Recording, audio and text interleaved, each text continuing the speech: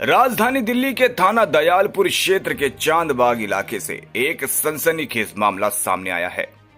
यहां नाजिया नाम की महिला को उसके पति ने अचानक ट्रिपल तलाक दे दिया। जानकारी के अनुसार नाजिया की शादी को करीब 2.5 साल ही हुए थे। पीड़िता का आरोप है कि शादी के बाद से ही ससुराल पक्ष के लोग उसे लगातार प्रताड़ित कर रहे थे। बीते दिनों विवाद के दौरान पति ने गुस्से में आकर 3 बार तलाक कहकर रिश्ता खत्म कर दिया और महिला को घर से निकाल दिया। घटना के बाद नाजिया थाने पहुंची और घंटों तक पुलिस स्टेशन में बैठी रही, लेकिन आरोप है कि पुलिस ने अब तक कोई ठोस कार्रवाई नहीं की। महिला का कहना है कि उसने अपने साथ हुए अन्याय की शिकायत बार बार की, मगर पुलिस ने मामले को गंभीरता से नहीं लिया। स्थानीय लोगों का कहना है कि इस तरह की घटनाएं महिलाओं की सुरक्षा पर सवाल खड़े करती है। वहीं पीड़िता ने दिल्ली महिला आयोग और पुलिस प्रशासन से न्याय की गुहार लगाई है। नाजिया का कहना है कि मुझे इंसाफ चाहिए, अगर पुलिस नहीं करती तो मैं अदालत का दरवाजा खटखटाऊंगी। फिलहाल मामला दयालपुर थाना क्षेत्र में दर्ज है और पुलिस जांच कर रही है। क्या नाम है आपका? जी नाजिया जमील। क्या मामला है बताइए। जी सर, मेरी शादी को 2.5 साल हो चुकी हैं और 2.5 साल से ये लोग मुझे बहुत टॉर्चर कर रहे हैं। मेरे सास ससुर, मेरी नंदे, मेरे नंद के हस्बैंड, मेरे शौहर इतना ज़्यादा टॉर्चर कर रहे हैं कि इन्होंने मुझे आज दिन मारते हैं, मेरे बाल पकड़ लेते हैं, पकड़ के खींचते हुए ऊपर जीने से नीचे तक लेकर आते हैं। मैं ही सब्र कर रही थी, हो सकता है मेरा घर बन जाए, मेरे शौहर बदल जाए, या क्योंकि मेरे अम्मी पापा नहीं है, वो उनका इंतकाल हो चुका है। मेरे घर में कोई भी अनमैरिड नहीं है, मेरे सारे भाई मैरिड हैं, मेरी सारी बहनें मैरिड हैं। तो कैसे न कैसे करके बर्दाश्त करके मैं एडजस्ट कर रही थी साथ में। बहुत टाइम हो गया, 1.5 साल से मेरे शौहर मुझे बहुत टॉर्चर कर रहा है कि अपने भाई से घर ले। मेरे बाप ने मुझे बेदखल कर दिया है घर से और वो मुझे कुछ नहीं देंगे, तो अपने भाई से फ्लैट खरीदवा, मुझे कारोबार करवा। अब मैंने उनसे ये कहा कि मेरे भाई अगर उनकी शादी नहीं होती तो एक बार को मैं उनसे कह सकती थी, और जब उनकी शादी हो गई है, सब लोग शादीशुदा है, मेरे माँ बाप नहीं है, मैं उनसे कैसे कहूँ। तो इस बात पे इसने एक रात मुझे बहुत ज़्यादा मारा। मैंने अपने भाइयों से फ़ोन करा, मेरे भाइयों ने कॉल करा कि ये सब तुम कब तक करोगे। तो ये हमेशा बोल देता है कि नहीं अब सही हो जाएगा, अब हम में सॉर्ट आउट हो जाएगा। वो करते करते मैं सॉर्ट आउट करते मेरा ये टाइम आ गया। कल रात करीबन 8 बजे करीब ऐसे ये मुझे हर वक्त धमकी देते हैं कि मैं तुम्हें तलाक दे दूंगा, मैं तुम्हें तलाक दे दूंगा। कुछ नहीं, कल तो इनकी तलाक देने की धमकी क्या वजह है? तलाक दे देंगे अगर मैं इनको फ्लैट नहीं दूंगी, अगर मैं इनके कारोबार नहीं करवाऊंगी अपने भाई से। मेरे भाई के पास पैसे नहीं है, मेरे भाई ने शादी की थी, वो भी मुझे लोन लेके गई थी। आज ही मेरा वो लोन चल रहा है, आप बैंक ऑफ बड़ौदा में देखिएगा मेरे भाइयों ने कैसे शादी करी थी, ये मैं जानती हूँ। 20-25 लाख में ये समझ लीजिए, उसमें से 10 लाख करीब उन्होंने लोन लिया था, तब मेरी शादी हुई थी। क्योंकि इन्होंने बहुत ज्यादा डिमांड रखी थी शादी में, हर चीज का पैसा मांगा था, कार का पैसा दिया था, हर चीज का। अभी समझ लीजिए इतना टाइम हम बैठ गए, इसने मुझे एकदम, मैंने क्या कि तुम अपनी अम्मी को नहीं समझा रहे हो, ये मुझे अभी इन्होंने मुझे मारा है। कल जब मैं गई थी मेरे पूरे बाल फैले हुए थे, पूरे ये सारे मेरे हाथों पे निशान थे, ये खूनम खान थी कल मैं यहाँ से, ये आज रात भर में सूख गए हैं, पूरी खूनम खान गई थी। जब मैंने इनसे कहा कि तुम अपनी माँ को क्यों नहीं कह रहे हो कि ये मुझे इतना मार रही है, तो इन्होंने मुझ पे हाथ उठाया, इन्होंने मेरे बाल पकड़ते हुए ऊपर छत पे ले आए। जब मैंने इनसे ये कहा कि मैं तुम्हारी FIR करवाने जा रही हूँ, अब मुझे बर्दाश्त नहीं हो रहा है, तो इन्होंने कहा जा तू FIR करवाने जा, तुझे मैंने तलाक दी तलाक दी तलाक दी। ये कहकर इन्होंने मेरा हाथ पकड़ कर नीचे सीने से फेंक दिया। इतना कहकर मैं रोता भी आई हूँ थाने में। बाहर एक थाना था, मुझे नहीं पता था ये थाना है। मैंने उनसे पूछा कि अंकल यहाँ पर कोई पुलिस स्टेशन या कुछ है? बोले आप हमें बता दीजिए। तो हम वहाँ बैठी, उन्होंने मुझे पानी वानी पिलाया और ये बोले आप अपने शौहर का नंबर बताइए, कॉन्टेक्ट नंबर। तो उन्होंने मेरे शौहर को फोन करा। तो जब मेरे शौहर पहले तो आने को तैयार नहीं था, जब उन्होंने बहुत धमकी दी कि आ रहा है या नहीं आ रहा है, तो वो आया है और बहुत टेंशन में आया, सैंडो बनियान पहन के ऐसे करके आके बैठ गया। तो उस पे वो ये बोले कि तेरे पास क्या शर्ट भी नहीं थी पहनने के लिए, हमें धमकी देने के लिए आया है। तो वो उन लोगों से कहकर ये आया है कि हमने इसके खिलाफ सब कुछ कर लिया है। वो मतलब उसको ये पता था कि मैं तलाक दूंगा, इससे मेरे तलाक देने से पहले उसने सब कुछ कर लिया है, वो ये बोल रहा है।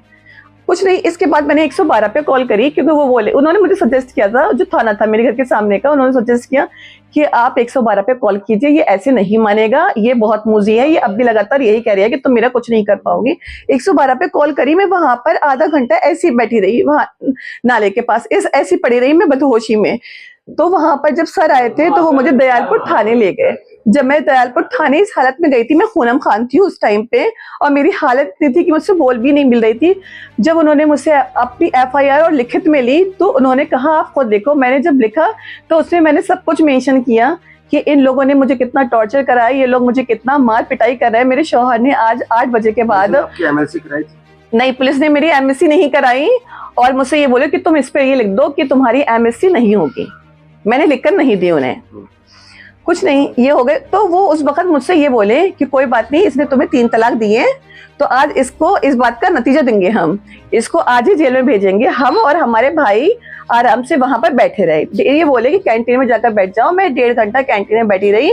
1.5 घंटे बाद आप यकीन नहीं करेंगे, 1.5 घंटे बाद 3-4 लड़के आए वहां पे। वो मुझसे बदतमीजी करने लगे बहुत टाइम तक, क्योंकि मैं खुद इतनी परेशान थी उस टाइम पर। मैंने उनकी बदतमीजी को अवॉइड कर दिया।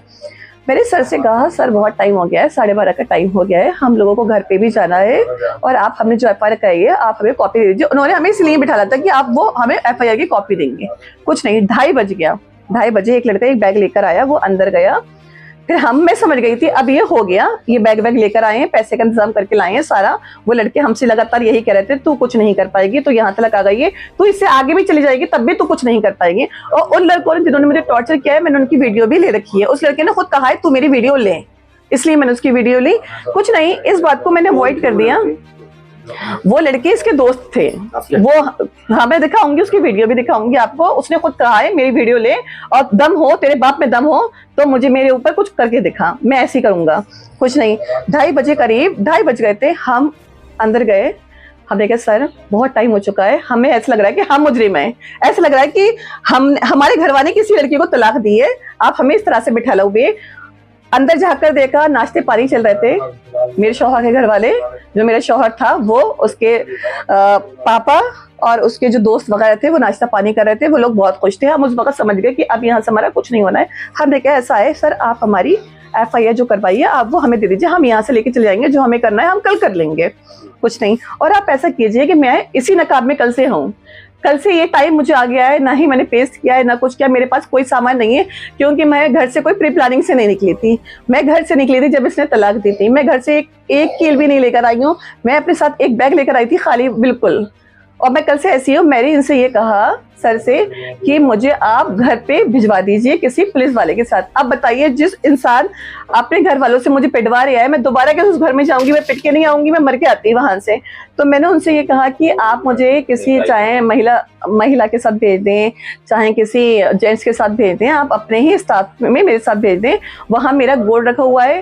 गोल्ड कम से कम मेरे एक रानी हार है बड़ा वाला, और एक गले का हार है, एक उससे नीचे का हार है, मेरी झुमकी है, मेरे झाले हैं, 8 मेरी अंगूठी हैं, 2 मेरी चैने हैं, सब कुछ, झूमर टीका सब कुछ मेरा वहीं रखा हुआ है। मैंने उनसे कहा अब आप मेरा एक ऐसा काम कीजिए, आप कुछ मत कीजिए, मेरे साथ मेरे घर पे किसी को आप पुलिस वाले को भेज दीजिए, मेरा जितना जरूरत का सामान है मैं अपना सामान लेकर आ जाऊं। तो मुझसे पुलिस वाले पता है क्या बोले? मुझसे पुलिस वालों ने ये कहा ठीक है, लेकिन आप हमारी एक बात समझिए, अगर आप घर पे जाएंगी और घर जाके आप अपना सोना देखेंगी, अगर आपका वहां पर सोना बरामद नहीं हुआ, नहीं मिला, तो आपका ये काम कोई भी पुलिस वाला आपकी FIR नहीं करेगा।